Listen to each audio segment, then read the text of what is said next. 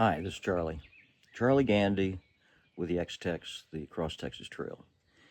Uh, I thought it'd be time to give y'all an update on and a status report on where we are with this project. And so Melissa and I put together the 12 things that we've done and to highlight where we've been since last summer.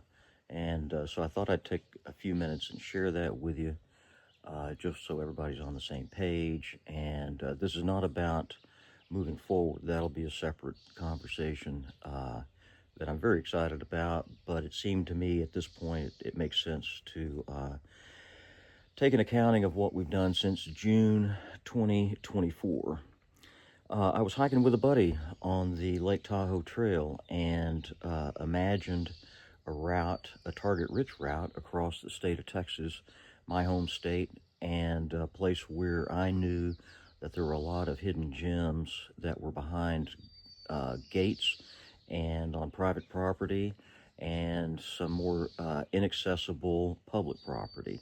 And so I thought about stringing those together into an adventure route like I had seen the Appalachian Trail become, and the Pacific Crest Trail become, and the Continental Divide, and a whole bunch of other trails that I've hiked or ridden my mountain bike on, or familiar with and become a student of with this project. So the first thing I did was imagine a 1,500-mile route across the state of Texas.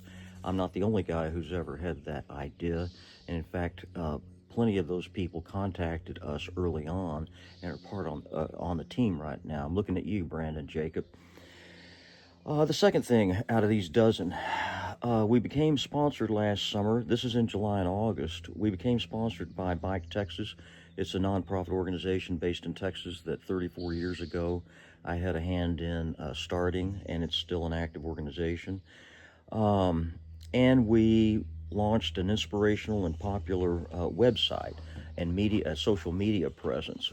Melissa's genius at this stuff, and so together as a team, we made a pretty good first impression.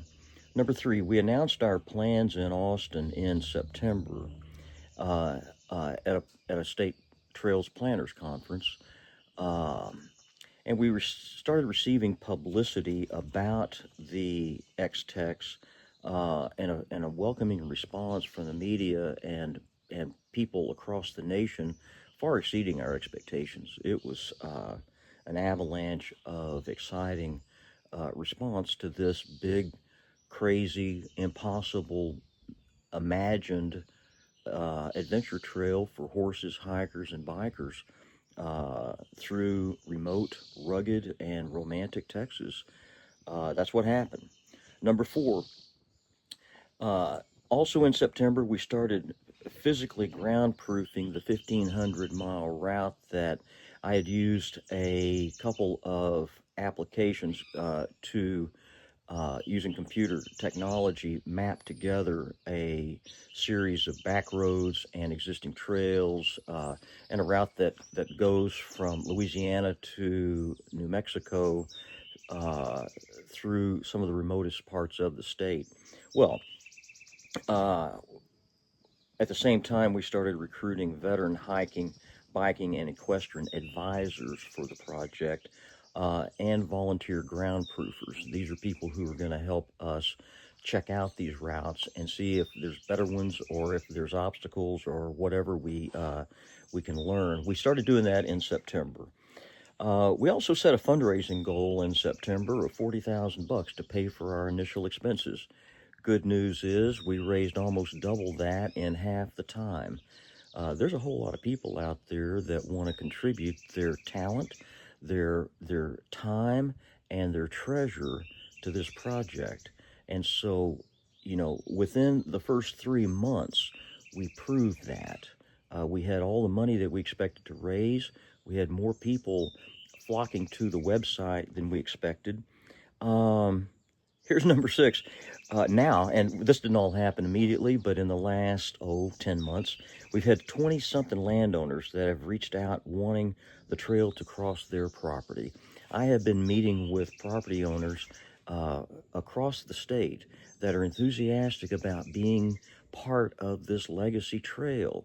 And so and they have various reasons for doing that. Everything from just the romance of being a part of this trail.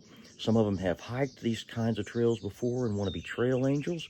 Others see a business opportunity to host people on their exquisite ranches out west and back east and elsewhere. So 20 landowners, and they just keep coming in. The network is working now, and they are contacting us. They're hearing about the project from people like you that are enthusiastic about it, I presume. And so we're harvesting that. We also have more than a dozen people who've reached out to us. This is number 7, wanting to purchase property along the route and to support the trail with facilities. Again, my best example has already happened. A couple have bought property out in Medina. Their name is Beverly and Cobra Garland. They heard about this trail. They know about this kind of trail. They are horse people. They want to support the project. And so they're basically setting up a 35-acre trailhead in Medina.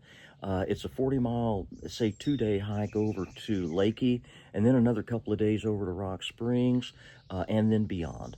More than a dozen of those people have contacted us, and we're, again, harvesting that group. We've had, number 8, we've had more than 29 media stories that have been written about the trail. Everything from Texas Monthly and the Texas Standard to All Things Considered and CNN's Good Things podcast, plus a whole bunch of newspaper written reports on this. It's been amazing. Number 9, we've organized ground-proofing events in both East and West Texas. We did the Sweaty Taste of the X-Tex. I and others hiked it. We had cyclists ride it, and we had horse people ride it during the march. We learned a whole lot that we didn't know before about the different modes and about the land we were going through and about the warm reception that we got. I'm looking at you, Woodville. We'll be going back there, and we'll be doing show and tells there.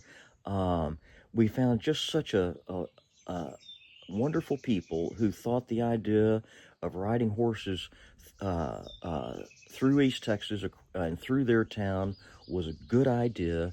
And they want to support that, and they want to share it with their neighbors and so forth. And so all that was good. Out in West Texas, we had a similar discovery effort at Santa Lena Canyon, and I'll get to that in a few minutes.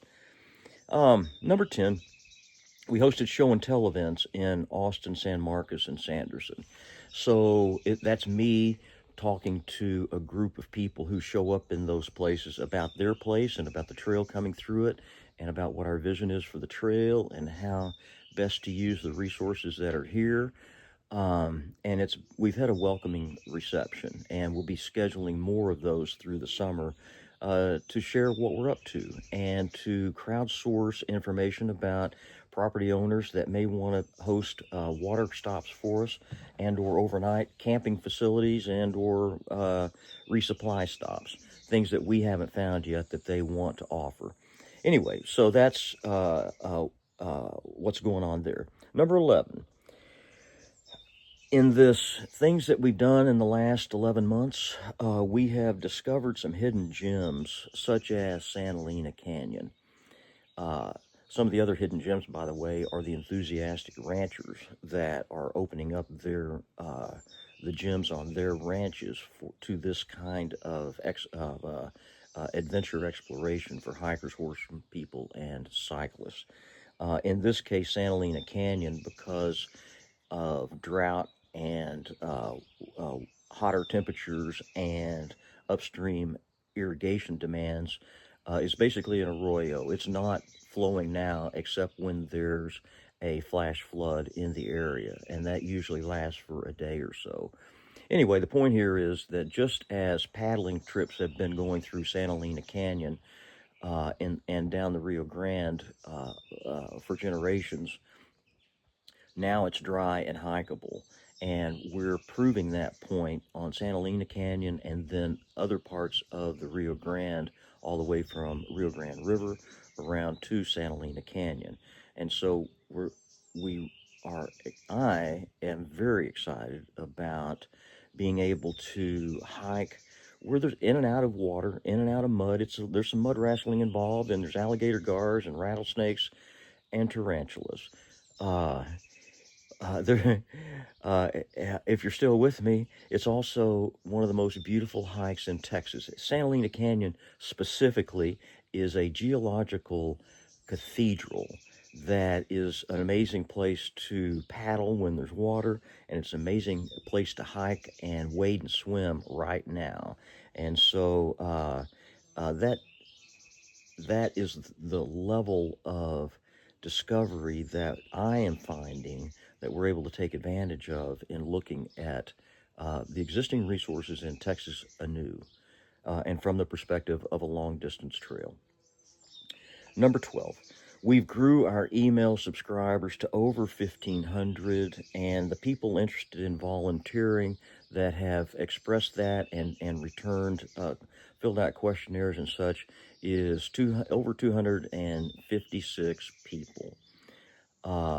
Again, that's Texans helping Texans, wanting to be a part of this for all kinds of reasons. And we're in a pretty solid place for our 11-month anniversary, I would argue. We have not found the opposition that I'm sure is out there, and we're not trying to stir it up. We're simply going where we're invited and find that our plate is full with generous and gracious Texans, that ranch owners that want to tell their stories, others that want to explore these precious parts of the state that haven't been accessible in the past.